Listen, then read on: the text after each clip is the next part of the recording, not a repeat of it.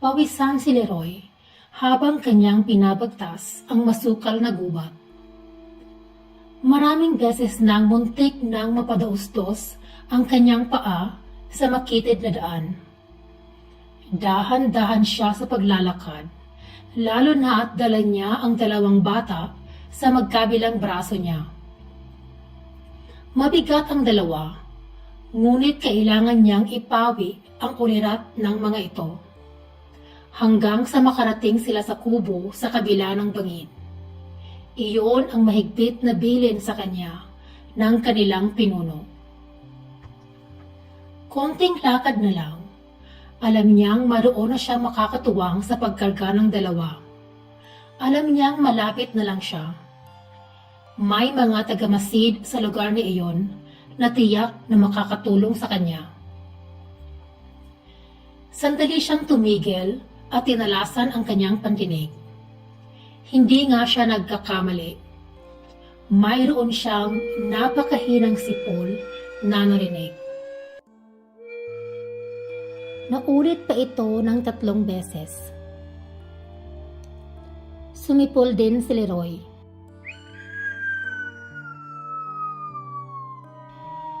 Inulit niya ito ng 2 beses at naghintay.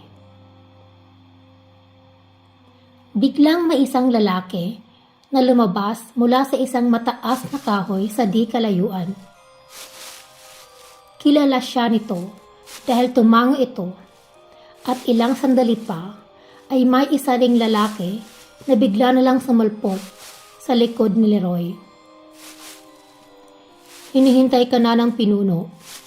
Sila ba ang tagapagmana?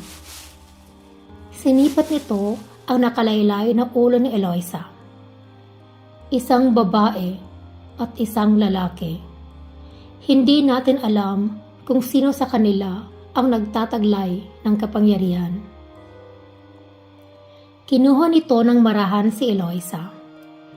May isa ding pinatilyo na kumuha naman kay Francis. Hinihintay ka na nila sa bukana. Matipid nitong salita at nagpatiuna na habang pasan ang natutulog na si Eloisa. Tahimik silang naglakad ng mga ilang sandali pa. Nang makarating na sila sa may bukana, dito pa lang nakahinga ng maluwang si Leroy. Hinapon ito ang pawis na kanina pa nangingilid sa noo nito at tumango sa isang matandang lalaki na napapaligiran ng isang maliit na grupo. Mabuti at nakabalik ka ng ligtas, sinabi nito habang naglalakad palapit kay Leroy. Halika at pumasok ka at isalaysay mo sa akin ang lahat ng nangyari mula nang umalis ka sa lugar na ito. Nang makapasok sa isang malaking kubo si Leroy, inilapag ng mga tagamasid sina Eloisa at Francis sa isang mahabang katre at tahimik ding umalis. Babalik na po kami sa pwesto namin, pinuno. Yumuko ang mga ito at umalis na sa kubo. Nang makaalis na ang lahat ng mga tao na nakikiusyoso sa mga bagong dating, pinaupo ng pinuno si Leroy. Umupo rin ito sa tapat niya at matamang tinitigan si Leroy. Nagsimula na ito sa kanyang salaysay. Matagal bago ko natunton ang taong sinasabi ninyo, pinuno. Ilang nayon at sityo ang aking hinalughog, matagpuan ko lamang ang amang Agapito. Nakailang arbolaryo din ang napagtanungan ko kung may kilala silang isang magaling na manggagamot na Agapito ang pangalan. Hanggang sa may isang matandang arbolaryo ang nakapagsabing may isa raw na magaling na manggagamot at tagapagtanggol laban sa mababangis na nilalang ang nakatira sa isang sityo sa Masbate. Natuntun ko ang sityo kung saan nanggagamot ang amang Agapito. Unang tapak ko pa lang sa pintuan ng bahay niya ay nakilala na niya ako. Maghintay ka muna sa labas, iho. Tatawagin kita pagkatapos ng aking panggagamot. Tumingin si Amang Agapito sa akin pinuno na para bang kilalang kilala niya ako. Magdadapit hapon na nang matapos si Amang Agapito sa panggagamot. Narinig ko na tinawag niya ako at pinapasok sa kanyang bahay. Nakita ko siyang nagpupunas ng mesa kung saan nandoon ang mga ginagamit niya sa panggagamot. Isang maliit na palanggana, mga kandila, at mayroon din akong nakitang iba't ibang uri at hugis na mga bato. Mawalang galang ho, kilala niyo po ako? Tanong ko. Hindi kita kilala, pero alam ko kung saan ka nagmula dahil doon din ako nagmula. Bakit ka na parito? Ano ang kailangan mo sa akin? Pinapahanap po kayo ng aming pinuno. Sagot ko. Hindi pa tapos ang aking misyon sa lugar na ito. Saad nito habang nagpupunas ng mesa. Magdito ka muna at kapag naging maayos na ang lahat, ay kasama mo akong babalik sa ating tribo. Sumang-ayon ako, pinuno, dahil wala naman akong ibang magagawa. Doon ko nakilala ang katauhan ni Amang Agapito. Pagkalipas lamang ng ilang buwan, ay nagiging kilala na ako na kanang kamay niya. Ilang gabi bawat linggo ay lumalabas kami at ipinapakita niya sa akin ang mga lugar kung saan naghahari ang kasamaan at kalagiman. Noong una, nagmamatsyag lamang kami, gamit ang kanyang kapangyarihan para hindi kami makita o makilala. Isang gabi, tinawag niya ako sa kanyang kwartong dasalan at taimtim na kinausap.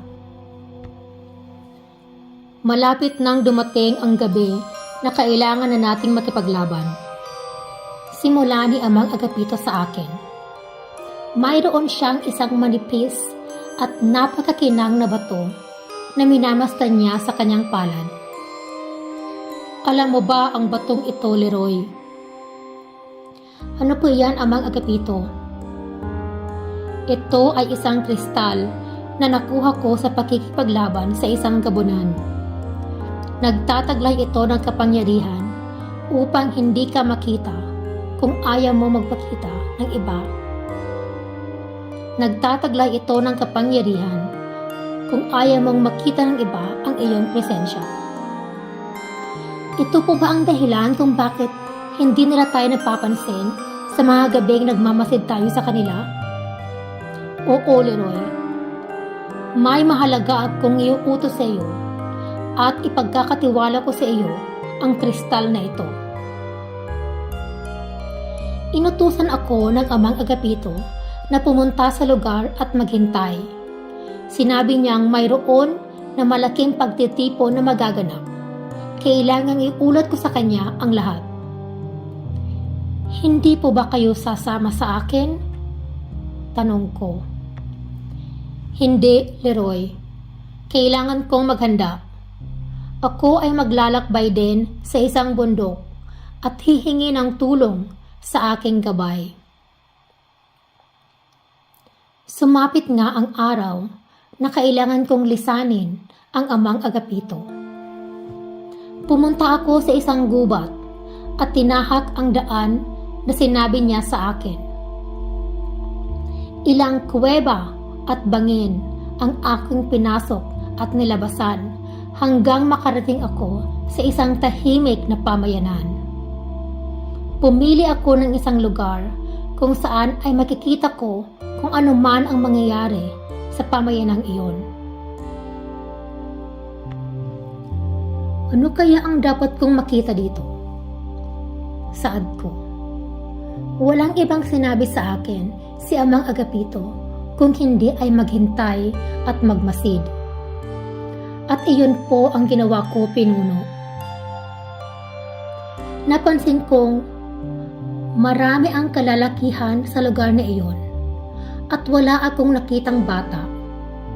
Malalaki at matitipuno ang mga lalaki at hindi normal ang kanilang taas. Hindi naman sila mga higante, pero makikitang napakamatipano ng mga ito at mukhang mababagsik. Nang biglang may isang grupo ang dumating. May mga dala itong normal na mga tao.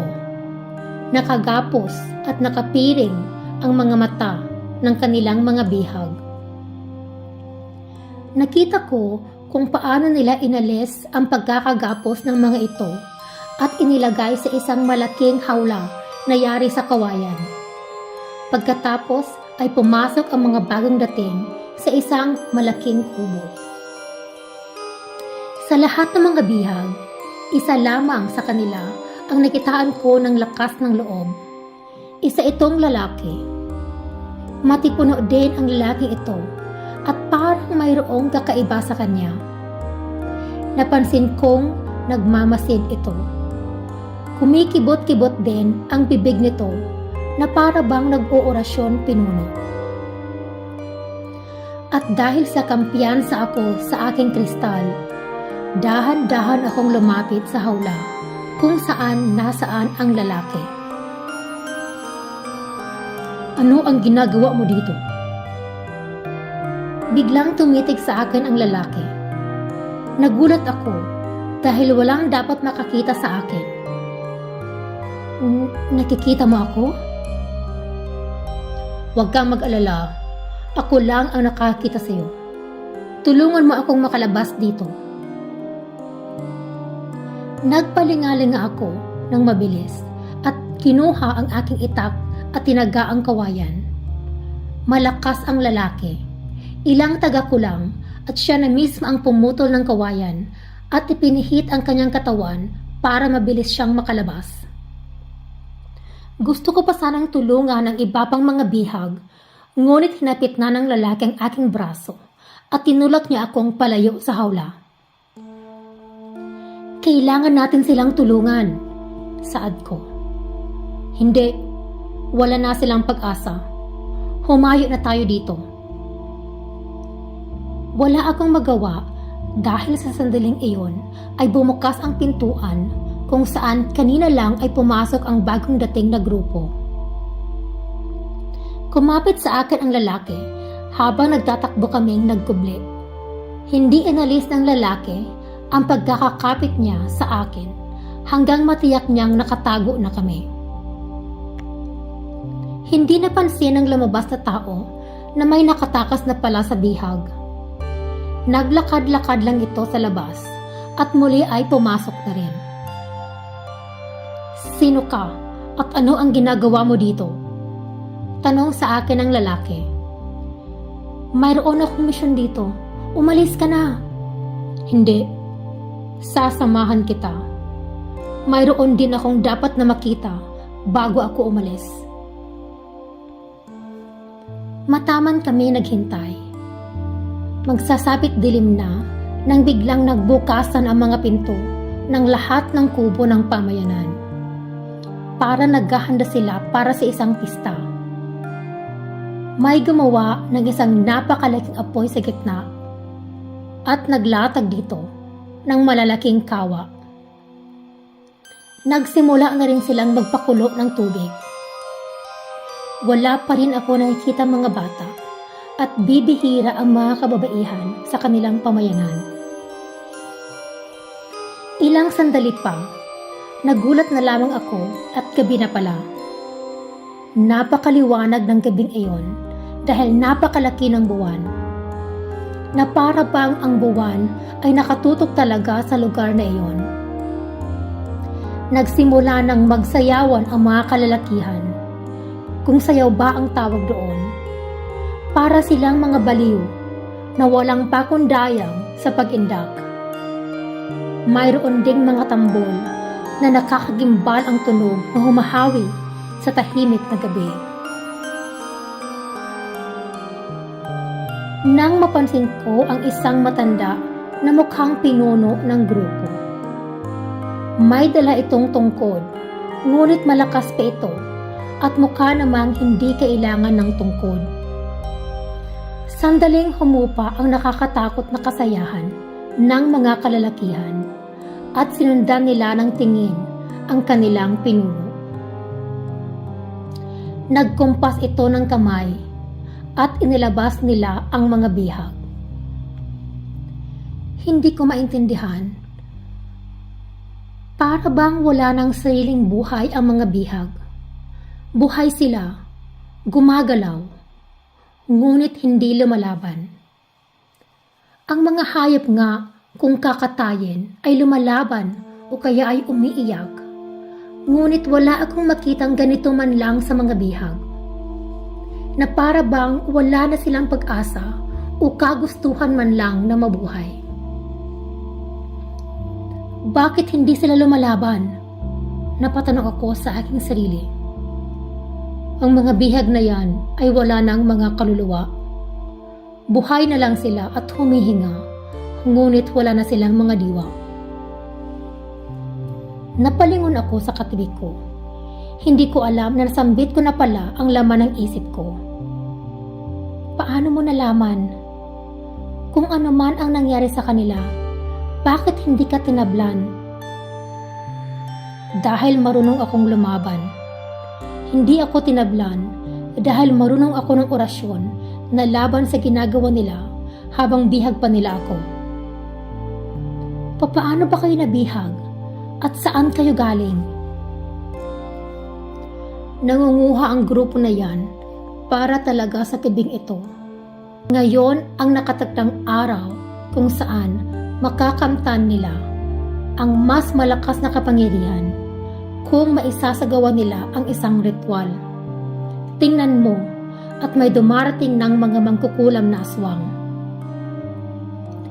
Bigla ngang nagdilim ang paligid. May nakita akong maraming pakpak na papunta sa hawa ng pamayanan.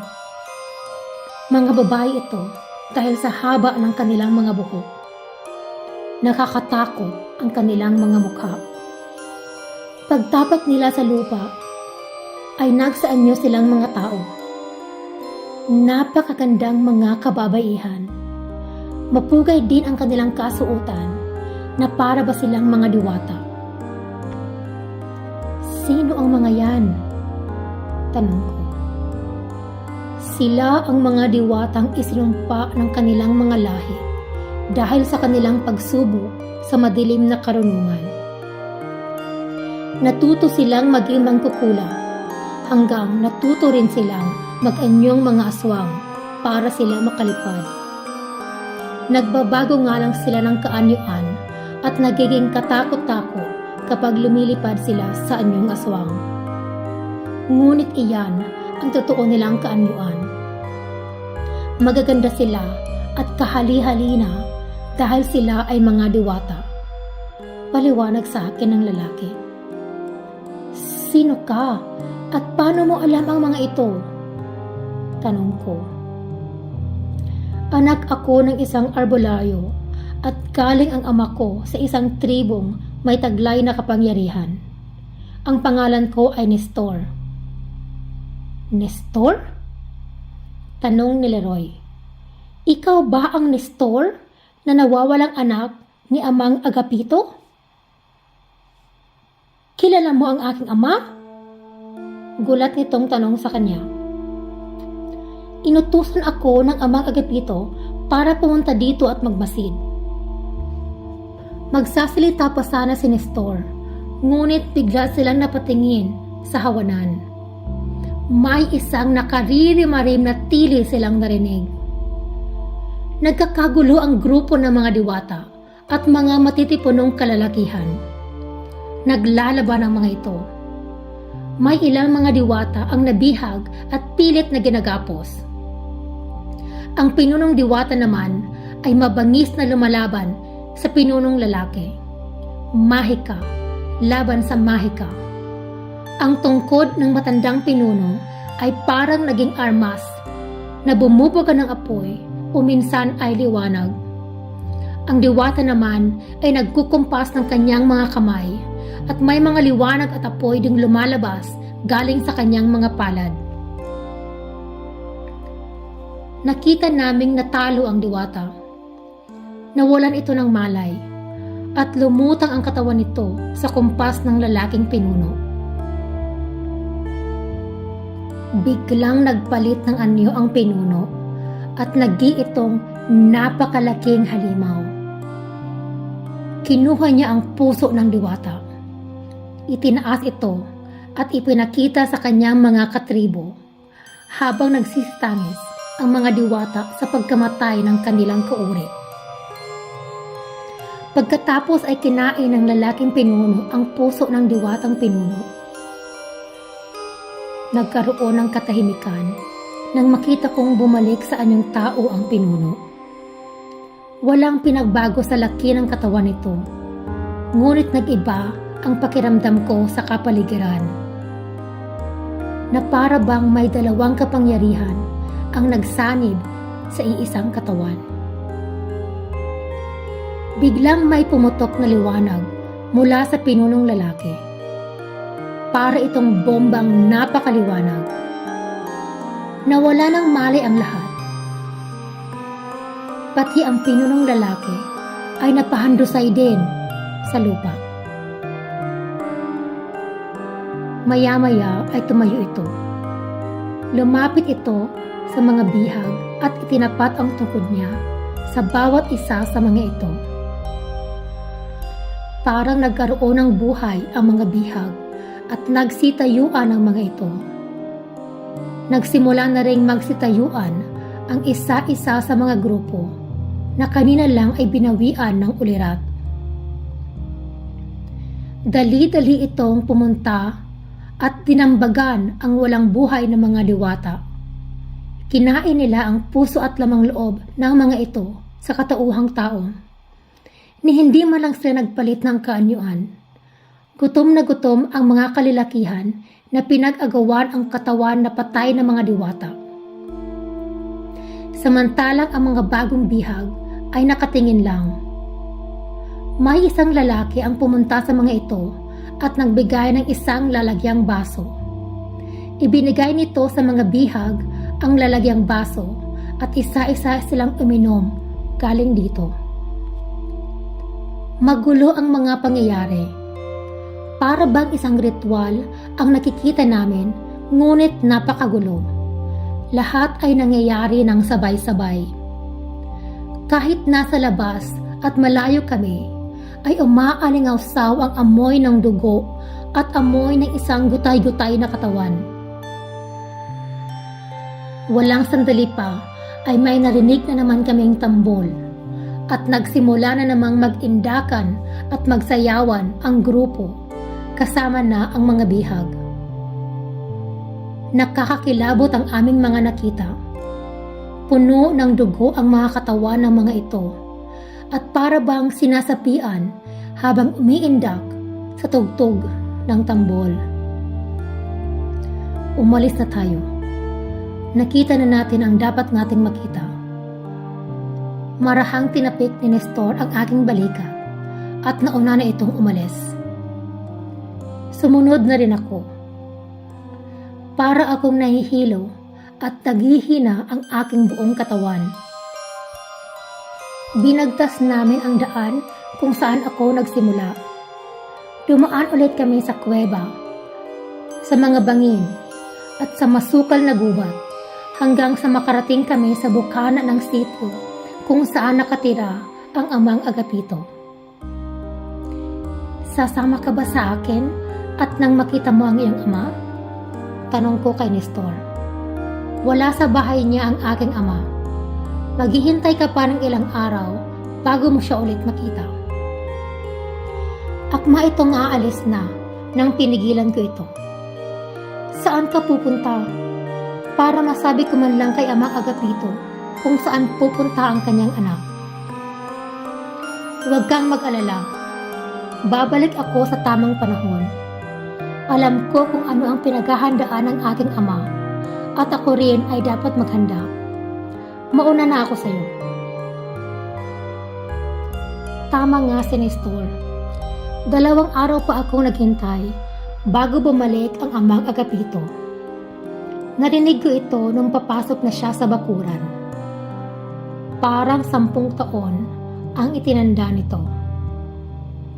Amang Agapito, pasok po kayo. Ano po ang nangyari? Nag-aalala ang tanong ko sa kanya. Walang kibong pumasok ang amang Agapito. Naawa ako dito at parang nanlumo ang kanyang itsura. Umupo ito sa bangko at umupo ito sa bangko at kaagad naman na binigyan ko ito ng tubig. Kumusta ang lakad mo? Nagtagumpay ba ang pinunong aswang sa pagdukot ng puso ng pinunong diwata? Tumango ako. Palagay ko, inasahan na niya ang sagot ko. Nakita ko pa ang pag-alala sa mukha ng amang. Ano po ba ang ibig sabihin niyon?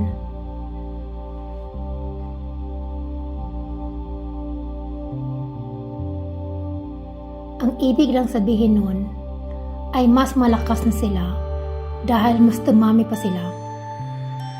Masyadong malayo ang aking nilakbay, Leroy, at kailangan ko ng pahinga. Pumasok na ito sa kanyang kwarto. Naiwan ako sa sala na malaki ang pangamba sa aking pag-iisip.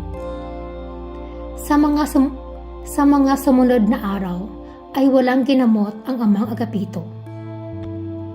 Halos buong araw itong nakakulong sa kanyang kwartong dasalan at nakakarinig ako ng mga boses sa loob ng kwarto na para bang marami siyang palaging kausap. Hindi ako nagtanong at hinayaan ko na lamang ang aking mga narinig. Isang araw ay lumabas ang amang Agapito at tinawag ako. Lumapit ako sa kanya. Bakit po? Pumasok ka dito at may pag-uusapan tayo. Pumasok ako sa kwartong dasalan. Iyon ang unang pagkakataon na nakapasok ako doon. Madilim ang kwarto at ang liwanag lang ay mga malalaking kandila. Amoy insenso at kandila ang loob ng kwartong dasalan. May nakita akong isang parang anino na nakatayo sa isang sulok. Tiningnan ko ito. Medyo nanginig ako dahil sa kaunting takot. Maupo ka, Leroy. Huwag kang matakot sa aking gabay. Naupo ako sa isang silya na malapit sa isang altar at naghintay. Umupo rin sa silya sa tapat ng altar si amang Agapito. Lumapit sa likod niya ang anino. Ngayon mo isalaysay sa akin lahat ng nakita mo sa ibinigay ko sa iyong misyon. Nagsimula na nga ako sa aking salaysay. Napangiti ang amang Agapito noong nandoon na ako sa banda kung saan ay nakilala ko si Nestor. Tumango ito. Napatayo siyang bigla noong sabihin kong dumating ang diwatang aswang. Magpatuloy ka lang. Alam ko na ang mangyayari, ngunit gusto kong malaman lahat ng detalye. Nagpatuloy ako hanggang sa matapos ko ang aking kwento. Saglit na hindi nagsalita ang amang Agapito. Alam mo ba na ang tungkod na iyon ay pagmamay-ari ng ating tribo? Nagulat ako. Ano po? Ang makapangyarihang tungkod na iyon ay pagmamay-ari ng ating tribo? Oo, Nestor. At ako ang may kasalanan kung bakit iyon ngayon ay nasa pangkat ng grupo nito. Ano po ang nangyari? Bakit? Tanong ko. Una na kaming naglaban ni Khadgar. Ito ang pangalan ng pinuno nila. Nagpanggap itong gustong magpagamot sa akin at hindi ko kaagad nakilala ang katauhan niya. Malakas na siya noon pa man dahil siya ang pinuno ng kanilang angkan. Oo, Leroy, lahat sa pamayanan na iyon ay isang malaking angkan.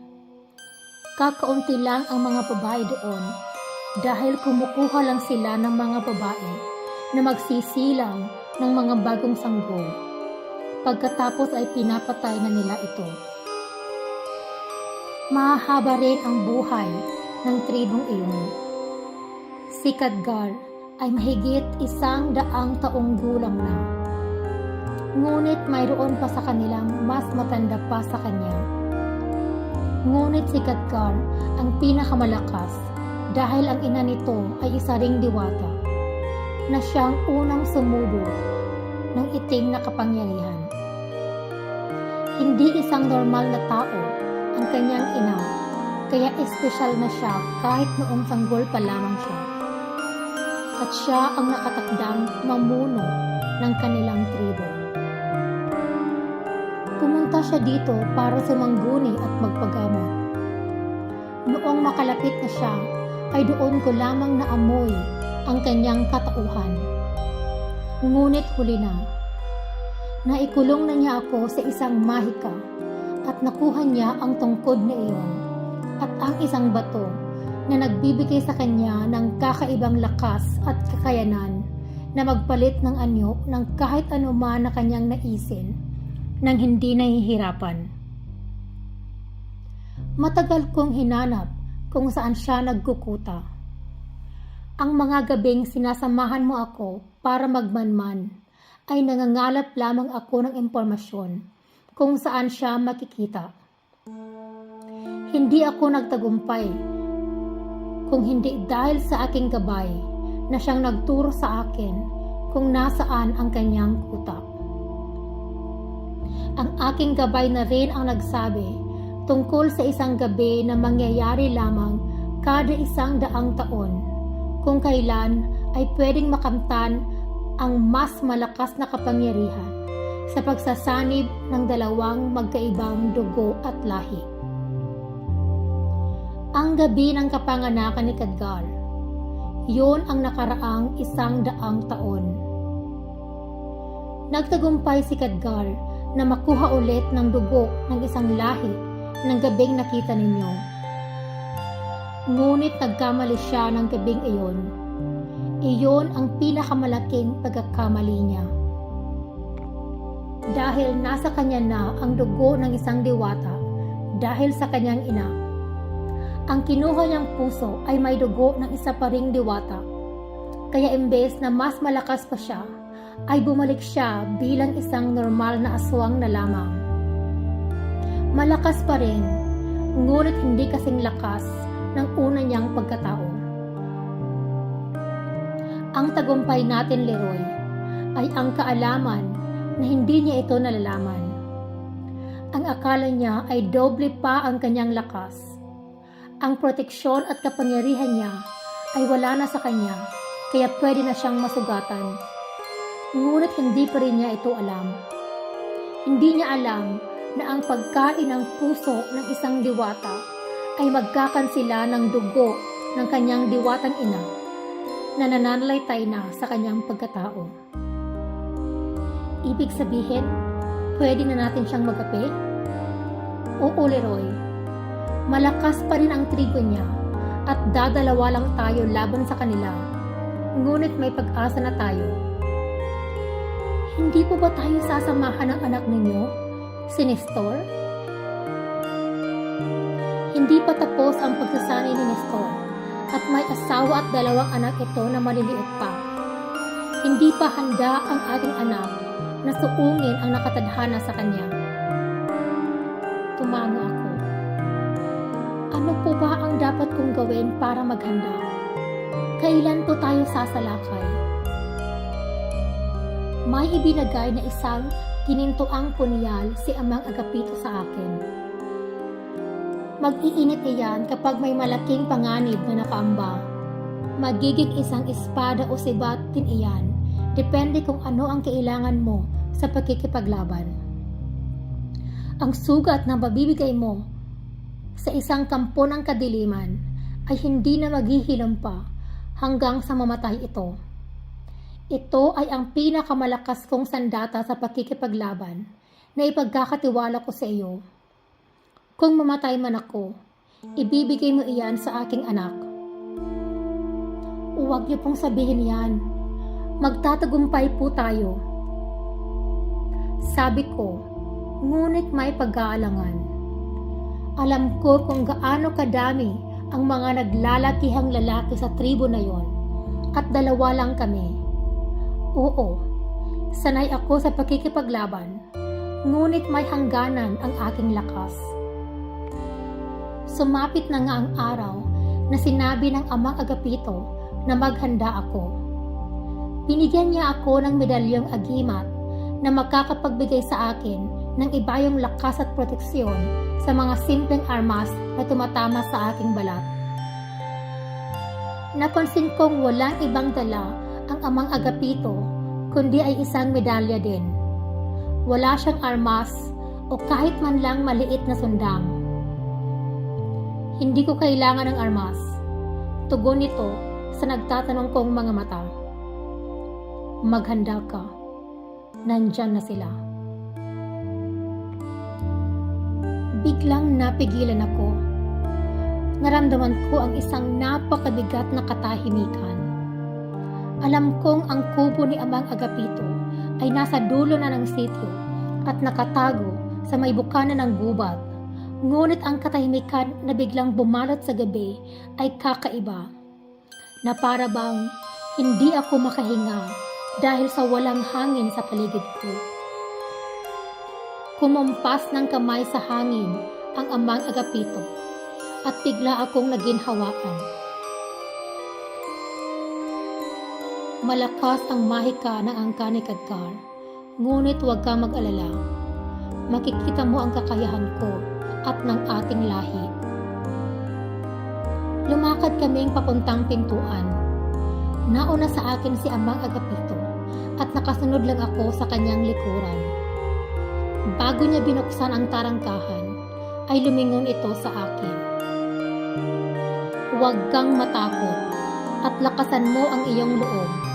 Kumampas ulit sa hangin ang Amang Agapito at tila may bumalot sa aming dalawa. Buksan niya ang tarangkahan at lumabas.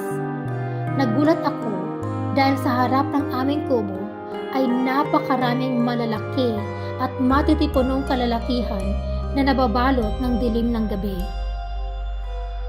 Isa dito ang humakbang palapit sa amin. Si Khadgar ito. Hawak nito ang isang tungkod. Kumusta ka na, Khadgar? Tanong ni Amang Agapito. Ha ha ha. Bakit mo ako kinukumusta? Handa ka na bang mamatay, Arbolaryo? Handa na ako, Khadgar. Ngunit ang tanong, handa ka na rin ba? Ha ha ha ha ha. Nagpapatawa kang matanda. Kumampas ito sa kanyang likod at isa-isang nagkaroon ng pakpak ang kanyang mga kasama at dinaluhong kami. Ngunit natigilan sila. May tila isang hindi nakikitang proteksyon na nakapaligid kina Leroy at Agapito. Ngumisi ang Amang Agapito. Ako naman, Khadgar. Nag-orasyon si Amang Agapito. Humihip ito sa kanyang palad at isinawi ito sa mga kasusulong lang na mga aswang. Biglang nawalan ng ulirat ang lahat ng nasa paligid niya. Bumagsak na walang buhay ang mga ito. Napaatras ang mga aswang, pati na rin si Khadgar. Saan mo nakuha ang mahika na yan? Tanong ni Khadgar, na galit na nakatingin sa nagsisiatrasan niyang katribo. Huwag kayong umalis! Ang kapangyarihan na ginamit niya ay nakakabawas ng kanyang lakas. Sulong kayo! Sumulong ang pangalawang grupo. Sa pagkakataong ito ay si Leroy na ang nakipaglaban. Sanay siya sa pagkikipaglaban at dahil sa kanyang medalyon, hindi siya nasusugatan. Ilang sandali pa at 7 na sa mga ito ang kanyang nakitla ng buhay. Sumisigaw na si Khadgar, "Labanan niyo siya!" Itinaas ni Khadgar ang kanyang tungkod at may malaking apoy ang kumawala galing dito. Natupok nito ang kahoy na nagsisilbing bakura ng bahay. Ngunit hindi nito natamaan si Leroy. Nakita ni Leroy na kumakampas din sa hangin ang amang Agapito, na pinoproteksyon siya laban sa apoy. Mas lalo pang nagsiklab ang galit ni Khadgar nang makita niyang madami na sa kanyang grupo ang wala ng buhay o kaya ay sugatan. Sa galit ni Khadgar ay nag-anyo itong napakalaking halimaw at sinugod si Leroy. Malakas si Khadgar. Mas malakas ito kay Leroy. Ilang sandali ay nasugatan si Leroy ng mga kamay at puntot ni Khadgar. Nawala na rin ang proteksyon na kanina lamang ay bumabalot sa kanila. Nakita ni Leroy na abala si Amang Agapito sa kasasaboy ng kanyang palad sa mga aswang. Nakikipagsagupa ito sa isang grupo ng mga aswang at kahit na nagtatagumpay ang Amang Agapito, nakita ni Leroy na nangihina na ito. Nasugatan ulit ni Khadgar si Leroy. Nahandusay siya sa lupa at sukdulang tatapusin na siya ni Khadgar ay biglang nakita na lamang ni Leroy na halos lahat ng mga kalalakihang aswang ay biglang nahandusay at nawalan ng malay.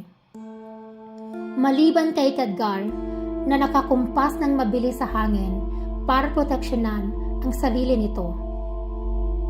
Napatingin si Leroy at Khadgar kay Amang Agapito. Nakaluhod at nakaalalay ang dalawang kamay nito sa lupa na hinang-hina. "Ha ha ha ha ha! Katapusan mo na, Agapito. Wala ka ng lakas. Kinuha na ng salamang kang ginawa mo ang buong lakas mo." Dahang-dahang lumapit si Khadgar sa matandang arbolaryo.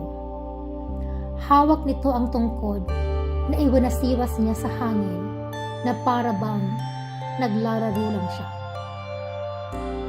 Napatingin si Leroy. Masakit ang kanyang buong katawan, ngunit pilit niyang tumayo para alalayan ang Amang Agapito. Nakahandusay na ang amang sa lupa. Wala na itong lakas.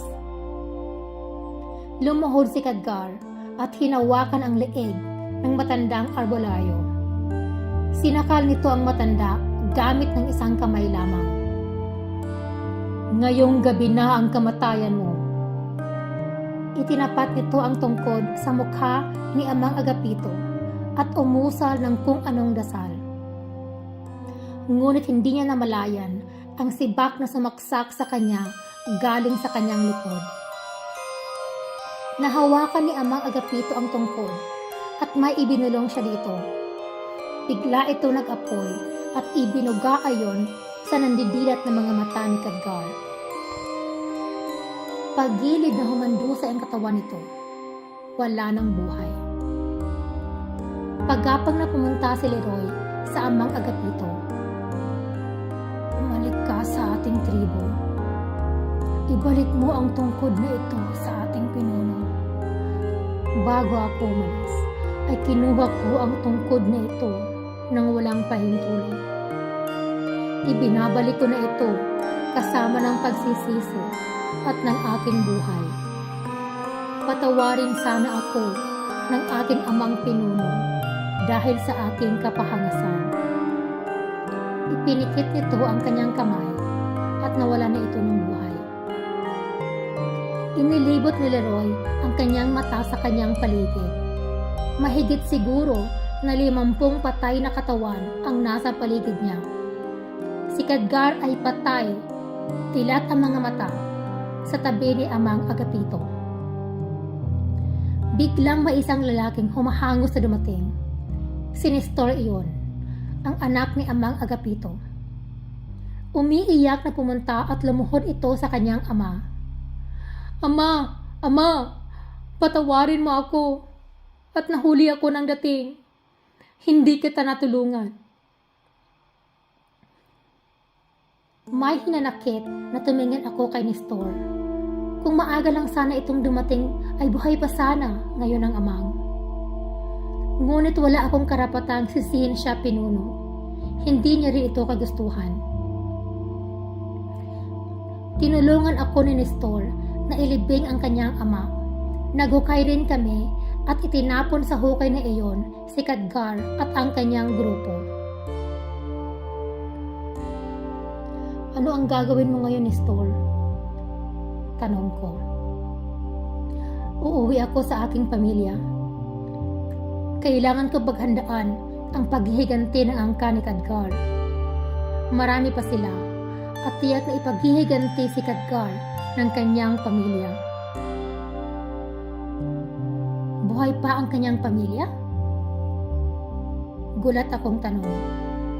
Kung 1 taon na si Khadgar, ilang taon pa kaya ang kanyang ama kung buhay pa ito?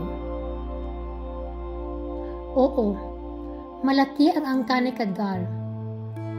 Kagaya ng inyong angkan ay mayroon pang mas malaki at mas nakatagong pamayanan maliban sa nakita natin. Kagaya ng pamayanan ninyo sa gubat. Saad ni Nestor. Nagulat ako. Oo, alam ko ang lahat. Alam ko rin ang kapahangasan na ginawa ng aking ama laban sa inyong pinuno. Laban sa aking lolo. Nagulat ako at hindi makapaniwala. Babalik ako sa aking pamilya at itatago ko ang aking mag-ina. Ang aking mga anak ang ika-7 henerasyon sa ating lahi na nagtataglay ng kapangyarihang Salamanca. Tiyak akong ginamit ito ng aking ama sa pagkikipaglaban kanina. Sinasabi sa tadhana na ang ika-7 salinlahi ay magtataglay ng Salamanca na iyon na walang kapalit sa taglay niyang lakas. Kung magkakatotoo, may kapangyarihan ang isa sa aking mga anak na kumitil ng buhay ng walang sakripisyo. Kinuha ni Nestor ang medalya at kinintuan ko niya. Ipinigay ko rin sa kanya ang kristal na ipinagkatiwala sa akin ni Amang Agapito. Pagkatapos maisaayos ang kubo, ay naglakad na kami papunta sa bahay ni Nestor. Doon ay nakita ko ang asawa nitong isang napakagandang diwata at ang 2 anak nito. Isang sanggol at isang batang babae. Wala akong nakitang kakaiba sa mga bata. Lumipas pa ang mga taon at naging parang magkapatid na kami ni Nestor. Mabait ito, masipag at maalalahanin sa kanyang pamilya. Nakatira sila sa isang maliit na nayon malapit sa kabundukan ng Bicol. Isang araw ay pumunta kami ni Nestor sa bundok para mangaso at mag-ensayo. Nakahiligan na namin ang pangangaso at pag-iensayo sa gubat. Maliban na sa napakatahimik, ay wala pang makakita sa amin at sa aming mga ginagawang pagsubok, armas man o mahika. Nagpahinga kami sa pag-iensayo at naisipang kumuha ng mga halamang gamot. Madaming kuweba ang bundok na iyon at sa loob ng mga kuwebang iyon ay doon lamang tumutubo ang mapupulang lumot. Ginagamit ang pulang lumot na ito panghalo sa isang gamot laban sa iba't ibang uri ng kulam. Napagdesisyonan naming maghiwalay ng kuweba na aming papasukan. Hindi kasi lahat ng kuweba ay may makikitang pulang lumot. Ilang oras din kaming magkahiwalay ni Nestor. Noong palagay ko ay sapat na ang aking lumot na nakuha, ay umalis na ako at nagsimulang hanapin kung nasaan si Nestor. Matagal ako sa paghahanap. Tinatawag ko na ang kanyang pangalan, ngunit hindi pa rin siya nagpapakita. Inisa-isa ko ang mga kuweba sa paligid para hanapin si Nestor.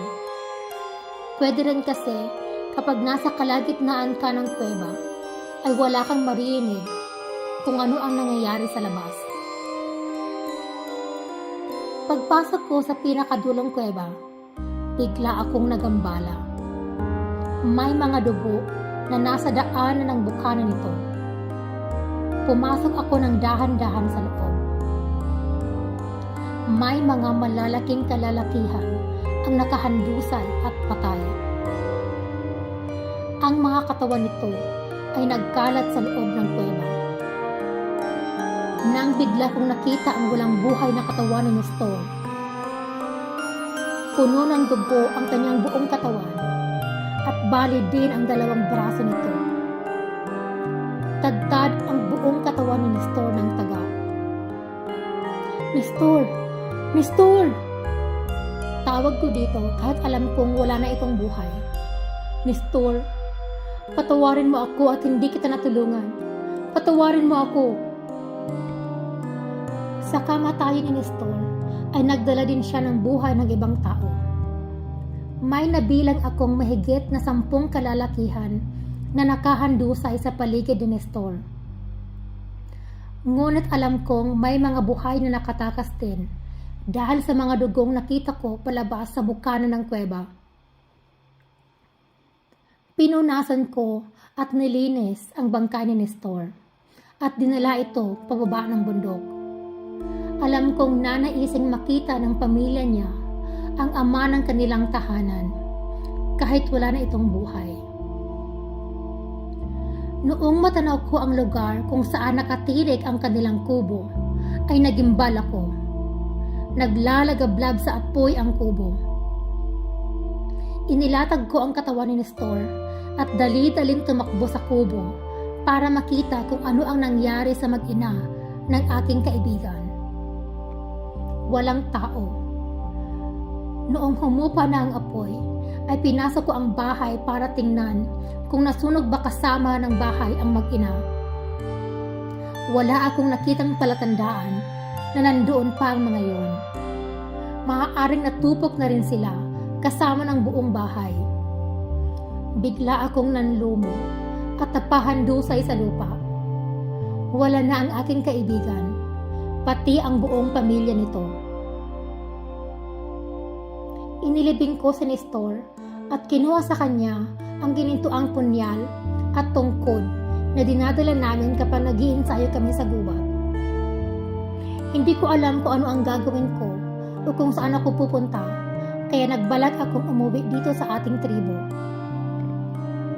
Iyon na nga po ang nangyari, pinuno. Naabutan ko pong wala kayo dito.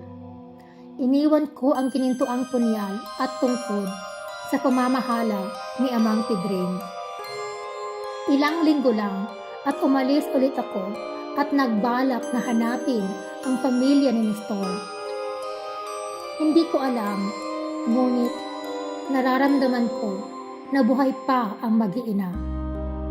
Ngunit saan ko sila hahanapin? Nagpakalayo-layo ako at naghanap ng trabaho sa iba't ibang sityo at mga nayon. Minsan tumatagal ako ng 1 buwan. Minsan naman ay taon sa isang lugar. Ngunit wala akong mabalitaan tungkol sa mag-ina ni Nestor. Ilang taon pa ang lumipas nang makatanggap ako ng sulat galing sa inyo, pinuno. Ibinigay ito sa akin ng isang lalaki na hindi ko kilala. Sinabi niyo po sa sulat kung nasaan ang mag-ina. Hindi kaagad ako nakaalis ng araw na iyon dahil sa sama ng panahon. Huli na naman ako para iligtas ang diwatang asawa ni Nestor. Napag-alaman kong pinatay ito at walang awang itinapon ang katawan sa daan. Dahil wala nakakilala, ay inilabing na lamang ito ng mga tao sa nayo na iyon. Noong pumunta ako sa kubo ng dalawang bata, ay nakuha na ito ng angka ng ama ni Khadgar. Naghihintay na lamang ang mga ito sa pagdating ng kanilang pinakapinuno. Ang batang lalaki, Francis ang kanyang pangalan. Nakita kong mayroon siyang kapangyarihan. Ngunit pinigilan ko siya.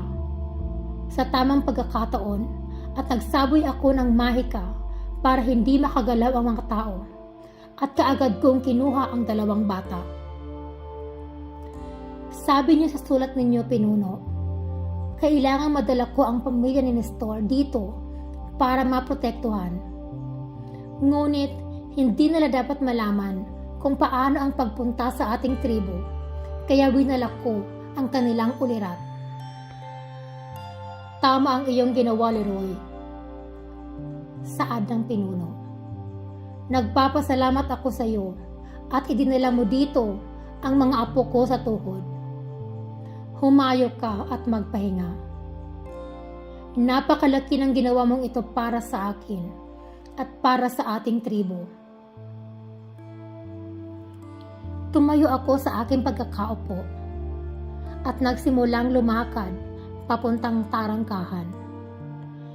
Nakaramdam ako ng pagkawala ng bigat sa aking loob. Sa wakas, nagawa ko na ang dapat kong gawin. Ang batang si Eloisa at Francis, nasa kamay na sila ng aming pinuno. Kung ano man ang nakatadhana sa kanila, ang importante ay ligtas sila sa kasalukuyan.